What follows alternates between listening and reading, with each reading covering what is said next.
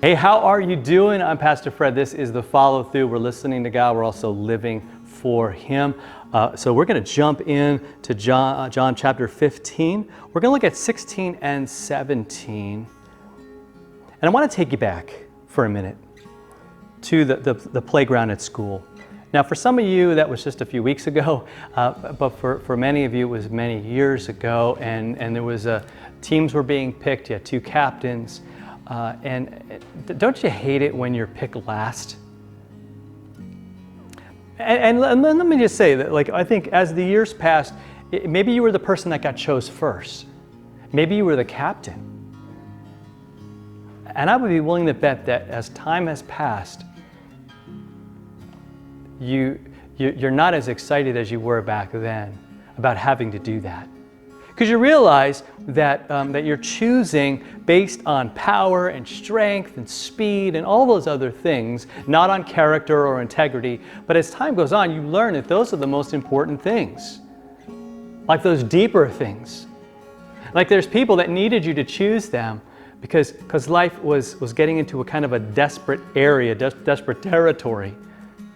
And maybe you choosing them first would have made a difference in their life. But you know what? What happens is we just don't care. We want to win the game. We want to do that. But here's the thing in God's family, right? In the way He works, He chooses all of us. And all of us, listen to this, don't even deserve to be chosen, right? We don't even deserve to be last. We're worse than that because of sin. That's really the truth for all of us, right? So if you've wandered onto this follow through and you're like, yeah, I feel that way. Or maybe you're like, wow, I'm not that bad. See, I'm not talking about what your behavior was and whether people think it's acceptable or not. What I'm saying is, in God's book, none of us deserve the love and forgiveness and grace that He gives to us. He gives it to us freely because He loves us. Simply because of that. In fact, it says in John's this passage that He chose us. Look at John 15, verse 16. He says, look, you didn't choose me. He's talking to His disciples.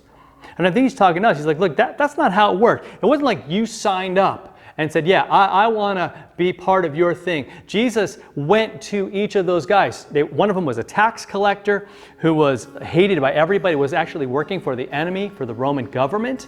You had people like fishermen who were kind of on the low end of the social ladder. Unimportant. People didn't care about them. And so you had people, this wasn't the top people at the top universities, this wasn't at seminaries. He didn't go to what we would think would be the likely suspects, but they went to the most unlikely, the unworthy. Jesus went to sinners. He went to people who were hated by society, who were looked down on and despised by society. And He didn't go to them and say, hey, you're okay. He didn't say, hey, keep living the way you're living. He said, no, go and sin no more. I'm coming to bring you forgiveness, freedom from that kind of life, freedom from that life, because that life is a life of slavery. All of it is. Trusting in myself, trusting in, even if we might look good to society, in God's eyes, without Jesus, we got nothing. So He says, you didn't choose me, but I chose you. In fact, I appointed you that you should go and bear fruit and that your fruit should abide, it should last. So whatever you ask in the name of my Father, if you ask in my name, He's going to give it to you. These things I command you so that you will love one another. So that's what we should be busy doing, is loving one another. And so if that's my goal, if that's my mission, right, not to get more stuff, not to get ahead, not to advance or to do any of those other things, but realize that God chose me to bear fruit. And what that means, he's turned me, if we use the fruit analogy, from a really bad tree that doesn't produce anything to a really like a perfect tree that produces what God wants me to produce. Love, joy, peace, right? Having a life where marked by patience, by self-control, where I care for other people and I love as I've been loved. I forgive as I've been forgiven. That's the kind of fruit he says, that's what lasts. That's not based on trends or on how many likes you're going to get on Instagram or Facebook or Twitter or any of those other things, TikTok, whatever it might be. But it's going to be about how am I loving the people in my life?